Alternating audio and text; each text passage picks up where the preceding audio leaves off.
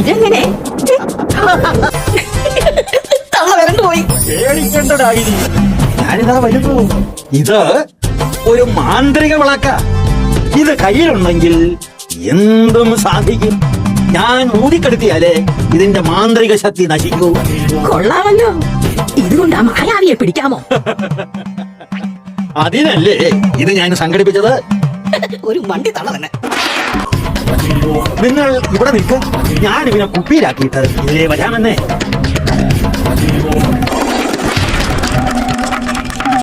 രാജുവിന്റെ അറിയും ഇപ്പോ വരും.